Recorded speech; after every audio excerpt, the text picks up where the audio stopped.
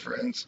I was Eric Harris, talking with famous people, and I've been somewhat surprised, I guess, by the thumbs down, the general, what I would view as hostility towards my last couple of videos. It's fine, and it doesn't bother me. It's just surprised me, and I think it's because it's FE third slot. Um, Forgetting the extent to which people prioritize extroverted feeling displays. So let me say at the outset, to the extent that I've been pedantic in a way that doesn't give everybody their due chance to evaluate what I'm saying, or assumes or makes claims about its rightness before it's been tested adequately, then that's my bad. The thing is, you gotta remember, I've made shit tons of videos about this stuff, and said the equivalent thing lots of times, but because in a title, people react to it very differently. So, what I'm presenting here is something I've been working on for a while, and it's called TwFP Taxonomy of Human Attention. It's by me. And I think to begin understanding it a little bit more fully, I'll just start by going over a few pages of this thing right now. The foyer. To observe is to establish a distinction. Object versus field is one basic distinction that might be observed. All communicable observations can be named / symbolized. The naming of a thing observes its distinction from other things. Every instance begins with an observer making an observation. An instance refers to the set of meanings and experience that comprise the observation and define it via that which it is not. Note, instantiation, or the making of an instance, correlates the strength of one with observation, both directions. If you observe, you instantiate. If you have an instantiation, you observe that. Similarly with existence, instantiation correlates the strength of one's existence both directions. So it cannot exist without being instantiated. In other words, nothing unobserved exists. To call a thing unobserved is to make none of the distinctions needed to call a thing a thing. An unobserved object is a variable with no set definition, but when assigned any value at all, it becomes observed. Even the value unobserved renders something, perhaps a rotating question mark floating in space, in the mind's eye. A time object has distinction, like an object in space, but is comprised of meaning rather than matter. Space objects are defined by such measures as length, height, weight, color, etc. Space objects are subject to unidirectional time, aka causality. Time objects are defined by such measures as duration, melody, title, author, appearance, meaning. Time objects are not subject to unidirectional time, but instead are subject to conditionality.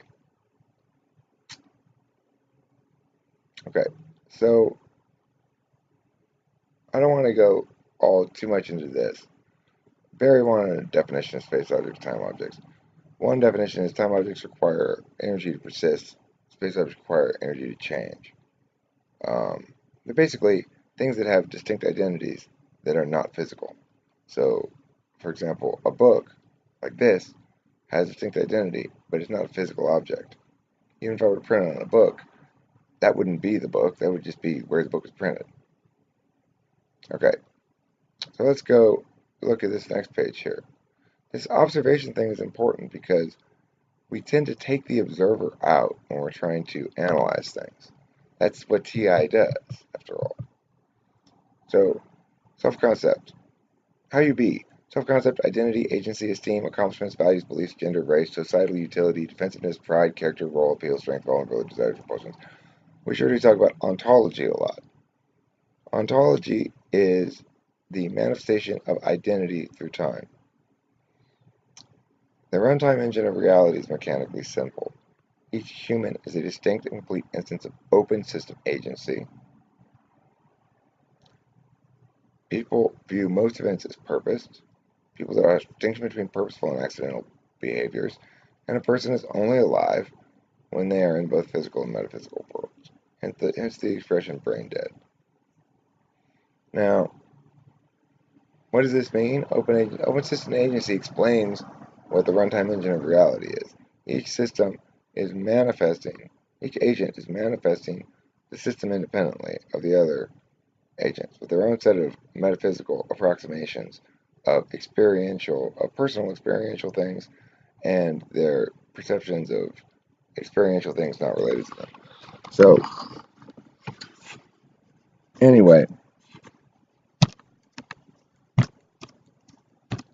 and almost all, if not all, I want to say all, but I'm going to resist the urge, meaning relates to purpose in some way, shape, or form. Okay.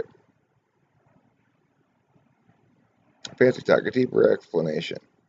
I'm talking about quantification theory here because it sort of explains how the grammar of things allows us to know how claims relate to each other in ways that are implicit definitionally to the words. I offer this because it's important that we understand how approximations we call words relate to experiences in reality or physical reality. Quantification theory offers two additional laws to the deductive universe, providing universal instantiation and existential instantiation to our understanding of how the grammar of linguistic communication manifests as logic through definitional relations. I call this section Fancy Talk Deeper Explanation. I want to provide the deeper explanation. I try to keep things simple in the rest of this as much as I can. I go back and forth.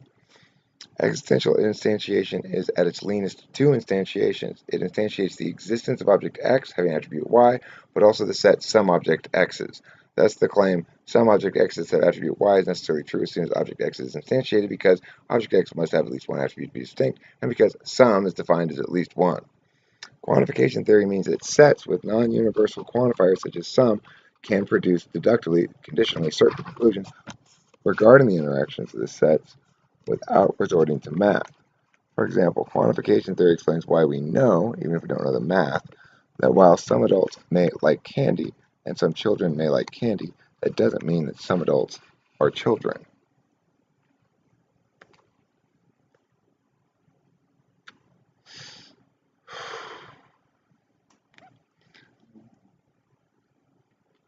It shows how we can understand the relationship between sets by understanding the way the definitional constraints and grammar interrelate. Section 1, paying attention. What does it all mean? When shit happens, it tends to mean stuff. An event becomes a shared point of reference for those who have conscious awareness of the occurrence. Event A. Got a light, says the man with a cigarette and no lighter to the man smoking. Worthily, the man hands the lighter and gets it back, and the interaction is over.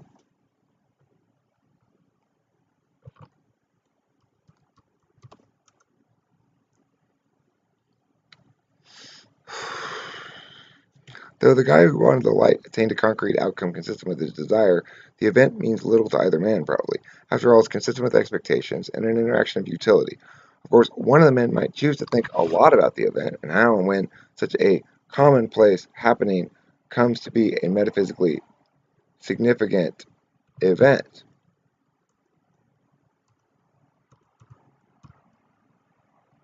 In the process, he might build a lot of meaning around the simple occurrence and cause it to be very much remembered and even referred to as an example of a principle with much greater significance than the event itself.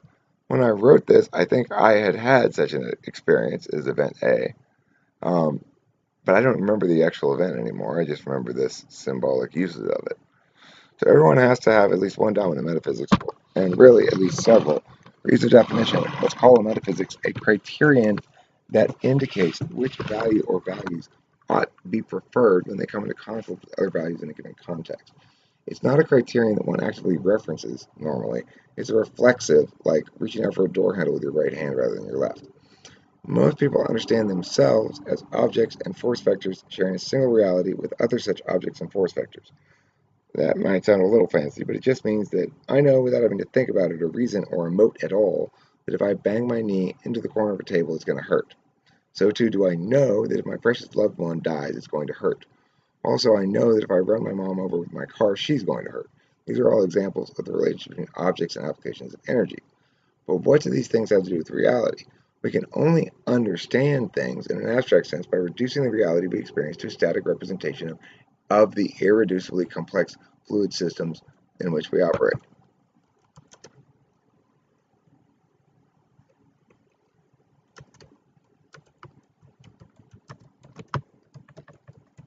We reduce that of the person we spend so much time with to Kimberly, or wife, or son, or whatever, and understand that symbol as a static object on the various fields we construct as metaphysical frames of reference.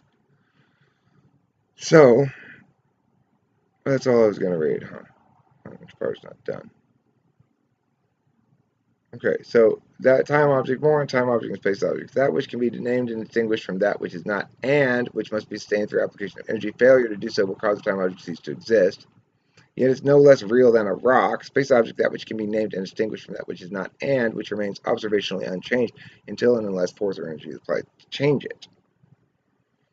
Most rocks have vastly less impact on people than most songs. A song is an object too, an object of time. Time objects include digital images, PDF, boyfriend the relationship, YouTube video, the DOC of a novel, January. Space objects include flower, rock, boyfriend the body, blank video cassette, all the paper ink of a book, but none of the words or meaning. My nose. Time objects. Time objects are loops that an agent makes. A loop of themselves, like a little mini clone, is one thing you could say about it, because it has to be accessed by somebody else to be utilized, to be rendered into existence for that person. Until digital media, time objects were imprinted upon space objects, paper mostly. A sculpture is a space object shaped into a time object. Only rendered time objects can be activated. So to be activated, you have to observe it. A loop is a rendering of an experience into a medium. In other words, if I take this video right here, it's my experience of this moment. It gets rendered into a time object that then is no longer subject to me having to move forward unidirectionally in time. Now you can experience me as I was 5 minutes ago over and over again if you wanted. All time objects have duration. For still images, it's just really, really short. An unrecorded conversation is not a time object per se, but each of the participants maintains in his or her head time objects relating to the conversation that may never be communicated. We know the sculpture exists independently of the marble because if I show you a picture, we will agree on what it is. The utility of a given human experience towards the evolution of the species metacognitively supervenes on the activation of time objects generated from that experience by the other. In other words, we become whole by understanding the other, that which is not us, and thereby understanding ourselves and our role as moral agents in the world. Space objects are stuff you can bump into. Space objects are subject to the law of non-contradiction, which is the engine of all physics. Space objects that attract one another gravity. All space objects have mass. A sculpture is a space object shaped into a time object. Same thing. Space objects require no activation. Space object, okay, well, they do, but in other words, experience doesn't have to be rendered into meaning. Some experiences are just experiences that don't get communicated at all. In fact, FI is all about non-communicable, physical, ontological experience. We know the marvel exists independently of sculpture because the statue can fall on you and kill you. The space object part has been changed only because of the application of energy towards that end. The change has been willed for the purpose of cloning itself. So, I don't know what that relates to. Anyway, pre-work all the way through 1998. Actual work starts now. And the reason is because everything up before 1980 was learning how to manifest and sustain an ecosystem for time objects, which we now have, which you're now using, and me too. Now that we have that, everybody can learn from everybody, and outcomes are multiplicative rather than linear.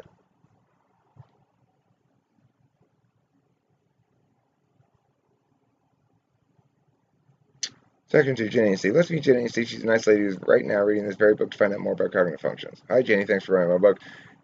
Whereas Steve, he's known about using cognitive functions for years and has been accused of bad social skills many times.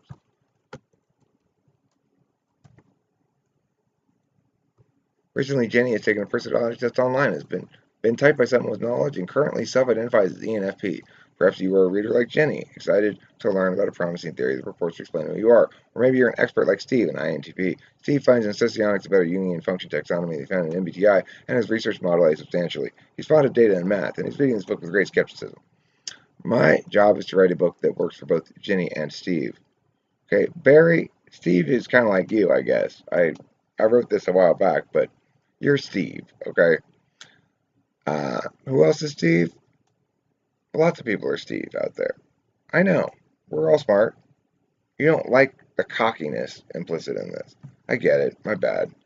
There's no cockiness. I'm not feeling any cockiness right now. I'm just trying to explain that this is a logically fit definitional breakdown of human existence. And a definitional breakdown is preferable to any other symbolic breakdown because fundamentally what we're doing is a discursive process.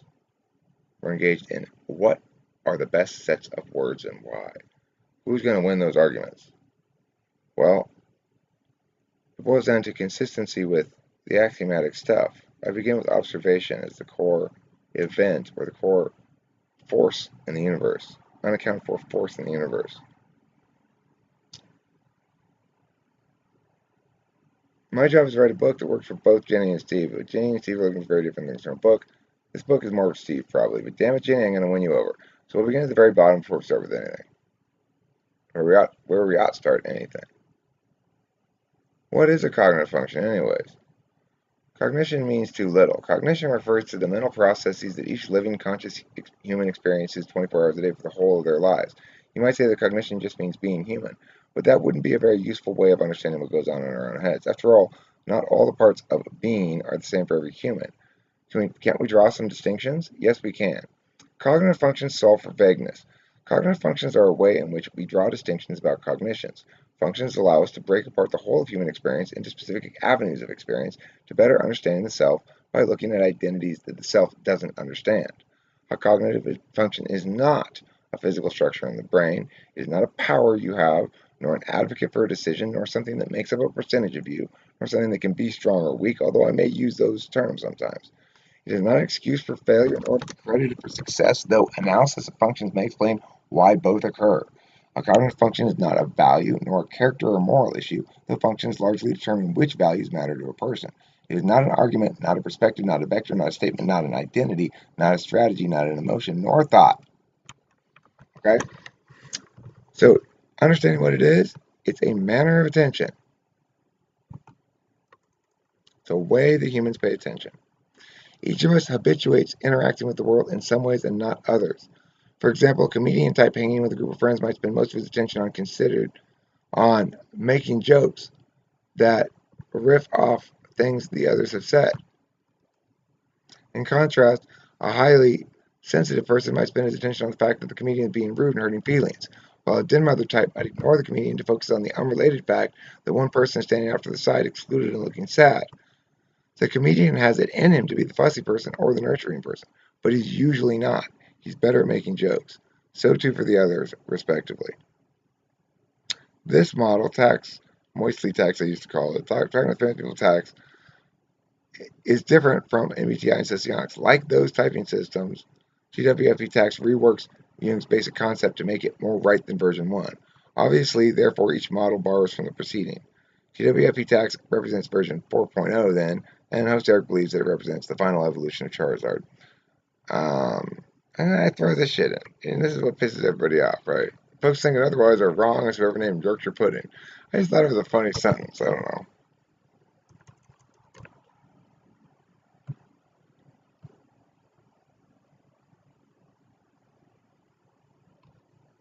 It's no longer the case. It was just a speculative notion. Anyway, your physical to metaphysical functions, those that convert stuff in the physical world into meaning, okay, are and relate to things in the metaphysical world to each other, are NE, NI, FETI. The opposite stuff that converts metaphysical to physical is SE, SI, FITE. The epistemologies are SI and NI. The actions are NE and SE. Objective metrics FETI. Subject metrics FITE. And here you'll see every type is 3 parts physical, 1 part metaphysical, or 3 parts metaphysical, 1 part physical. So your 3 M's, 1 P, these are the people who hang around here mostly. Maybe not the ESTP though, because he's a physical dom. The further you get the P away, the more likely they are to hang out.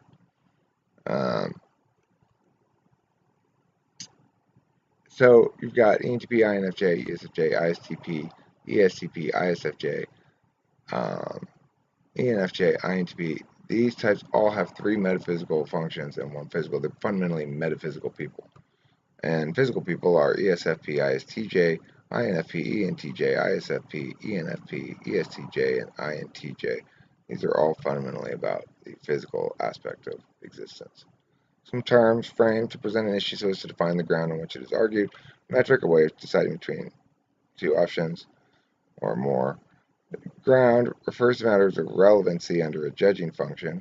Status quo, the way things are prior to an event, subject to function clash.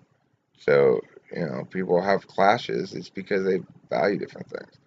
Function class when conflicting units of prioritization fuel dispute over a binary choice. AGE bias refers to cognitive bias conferred by action, judgment, or epistemology dominance. And the ME5 bias, cognitive bias conferred by the 3-to-1 metaphysical split. And OPSEP bias is cognitive bias conferred by the judgment functions like confirmation, whether it's objective or subjective. So this is a brief introduction. I'm not going any further. That's plenty. That's plenty of fucking stuff. So look, you may not like me. You may not like the fact that I'm reinventing this shit. But if you think I'm wrong, tell me. Tell me where and why. Provide me a preferable explanation.